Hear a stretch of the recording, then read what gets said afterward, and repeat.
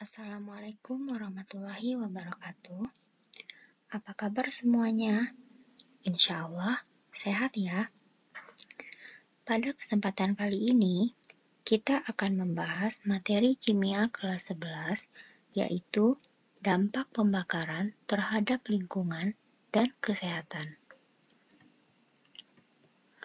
Adapun kompetensi dasar yang harus kalian kuasai adalah kompetensi dasar 3.3, mengidentifikasi reaksi pembakaran hidrokarbon yang sempurna dan tidak sempurna, serta sifat zat hasil pembakaran yaitu karbon dioksida, karbon monoksida, dan partikulat karbon. Sedangkan kompetensi dasar 4.3 yaitu menyusun gagasan cara mengatasi dampak pembakaran senyawa karbon terhadap lingkungan dan kesehatan. Adapun setelah mempelajari materi ini, kalian diharapkan dapat menganalisis zat pencemar akibat pembakaran hidrokarbon, menjelaskan dampak pembakaran hidrokarbon terhadap lingkungan dan kesehatan, serta memahami cara-cara penanggulangan dampak pembakaran hidrokarbon.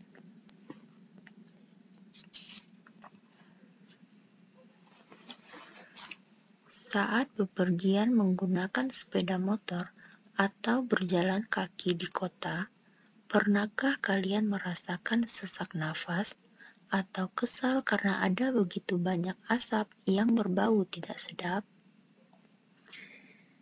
Nah, mengapa bisa timbul polusi asap?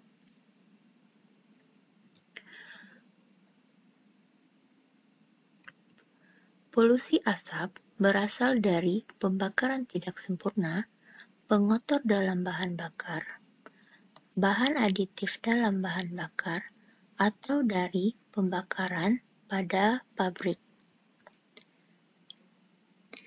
Sebagai contoh, asap kendaraan bermotor, pembakaran bensin pada kendaraan bermotor menghasilkan polutan yang dapat mencemari lingkungan. Polutan tersebut antara lain adalah gas karbon dioksida, gas karbon dioksida, gas karbon monoksida, gas NOx, serta timbal. Pada asap pabrik, asap yang timbul dari corobong pabrik biasanya berbahan baku batu bara yang berbahaya bagi lingkungan dan kesehatan. Asap tersebut mengandung senyawa sulfur yang dapat memberikan dampak terhadap lingkungan. Perlu kalian ketahui, sebagian besar bahan bakar yang digunakan berasal dari minyak bumi, yang termasuk ke dalam senyawa karbon.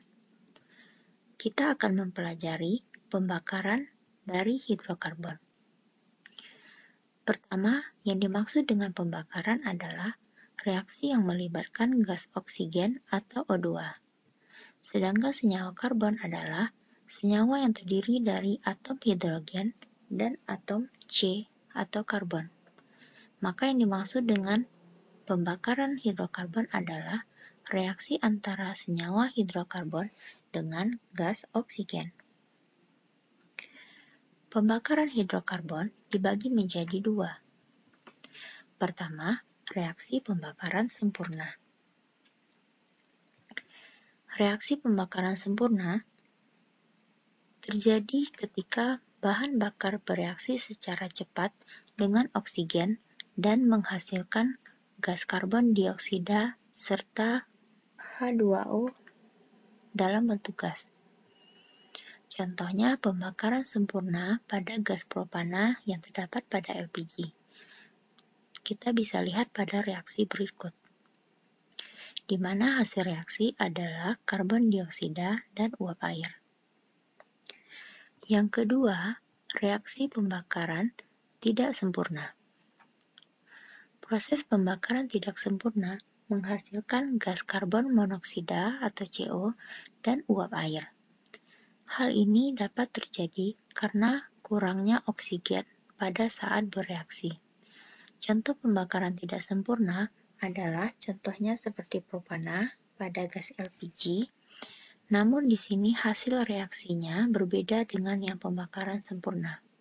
Di sini ditandai dengan adanya gas CO atau karbon monoksida. Dari sini kita dapat ketahui polusi asap disebabkan oleh sisa-sisa gas pembakaran tidak sempurna dari bahan bakar hidrogen.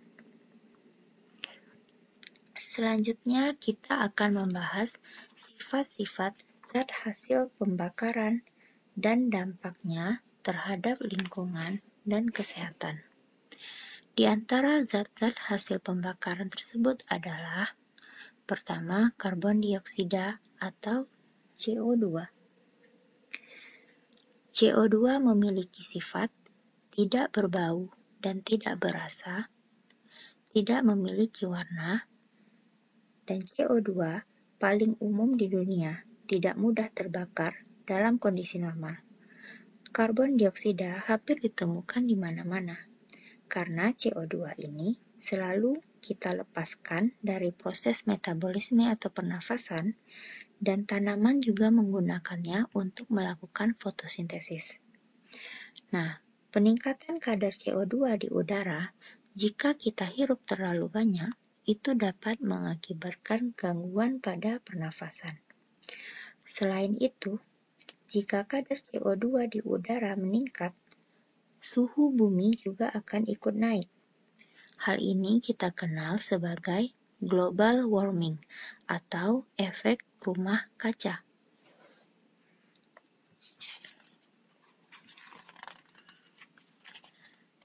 Greenhouse effect atau efek rumah kaca.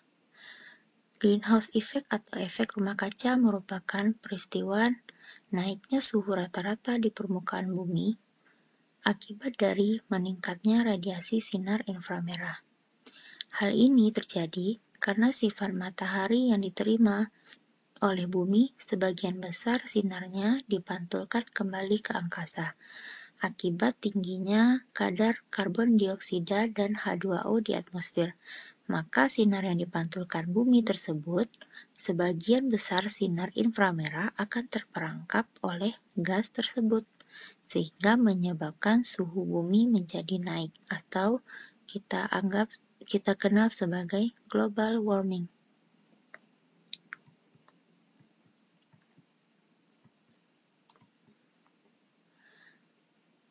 Zat hasil pembakaran yang kedua yaitu karbon monoksida atau CO.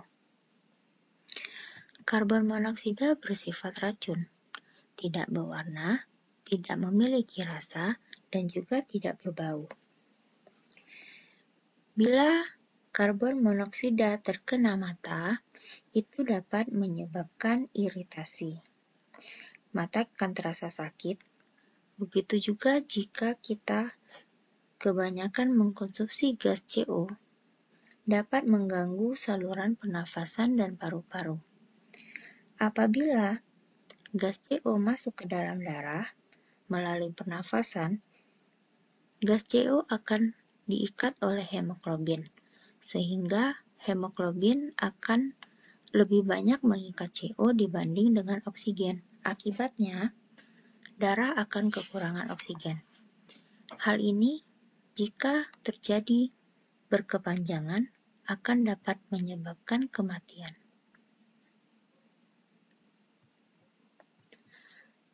Hasil pembakaran berikutnya disebut partikulat. Partikulat adalah partikel pencemar yang dapat meliputi berbagai macam bentuk, dari bentuk sederhana sampai bentuk yang paling rumit atau kompleks, yang semuanya merupakan bentuk pencemaran udara. Partikulat ini mengandung zat-zat organik maupun zat-zat non-organik yang terbentuk dari berbagai macam materi dan bahan kimia. Zat-zat partikulat biasanya dihasilkan dari asap sisa pembakaran. Contoh dari partikulat pertama adalah partikel timah hitam. Timah hitam ini dapat mengendap pada tanaman atau makanan yang terbuka. Akibatnya dapat menyebabkan keracunan karena makanan terkontaminasi oleh timbal. Yang kedua, gas NO dan NO2. Gas ini dapat menyebabkan terjadinya asap kabut atau dikenal dengan smog. Jika kita terkena asap kabut, itu dapat menyebabkan iritasi pada mata dan pernafasan, dan juga menyebabkan tanaman menjadi layu. Lalu ada juga partikulat yang berupa butiran-butiran, yaitu seperti asap, debu, dan pasir halus. Butiran ini dapat mengganggu daya pandang, mengotori pakaian, bangunan, serta tanaman. Partikulat berikutnya adalah SO2 dan SO3. Apabila kita terkena gas SO2, dapat menyebabkan terjadinya iritasi. Gas SO2 dan SO3 bila bereaksi dengan air dapat membentuk asam sulfat dan asam sulfit yang dapat merusak jaringan dan menimbulkan rasa sakit. Bila oksida belerang ini bereaksi dengan larut di dalam air hujan, itu dapat menyebabkan terjadinya hujan asam.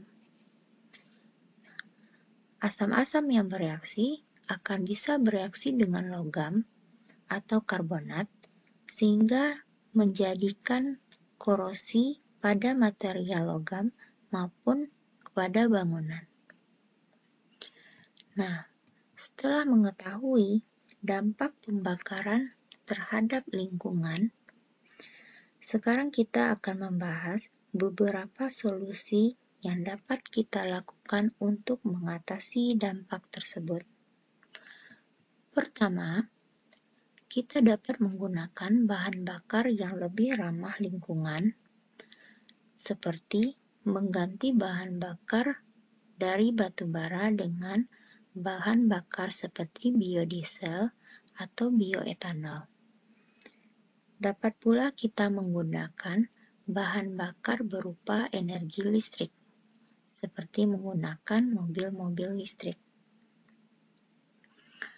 Kemudian, cara mengatasi dampak pembakaran ini, kita juga dapat melakukan penghijauan atau membuat taman-taman kota dengan menanam banyak-banyak pohon.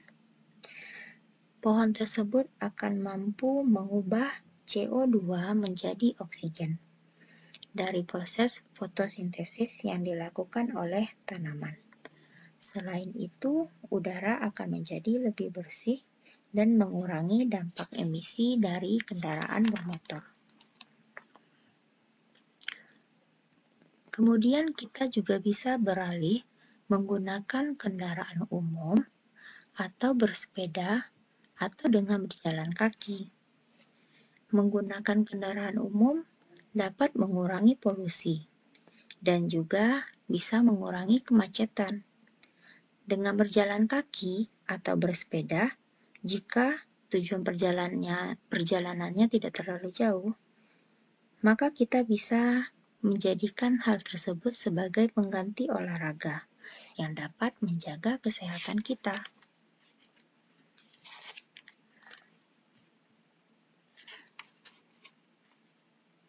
Cara berikutnya, kita dapat menggunakan mesin-mesin dengan teknologi yang lebih baru. Banyak pabrik-pabrik yang masih menggunakan alat-alat tradisional atau yang masih sederhana. Nah, dengan mengganti mesin-mesin yang lebih modern dan menggunakan energi listrik, kita dapat menghemat penggunaan bahan bakar dari minyak bumi yang mengandung hidrokarbon. Selain itu, kita juga bisa memanfaatkan teknologi dalam membantu mengurangi zat sisa pembakaran seperti pada kendaraan bermotor. Contohnya, kita mengganti knalpot biasa dengan menggunakan konverter katalitik pada sistem buangan kendaraan bermotor yang dapat mengubah gas buang seperti gas CO atau gas NOx menjadi gas yang lebih aman. Demikian uraian materi dampak pembakaran terhadap lingkungan dan kesehatan. Semoga memberikan manfaat. Terima kasih dan sampai jumpa lagi pada materi kimia berikutnya. Assalamualaikum warahmatullahi wabarakatuh.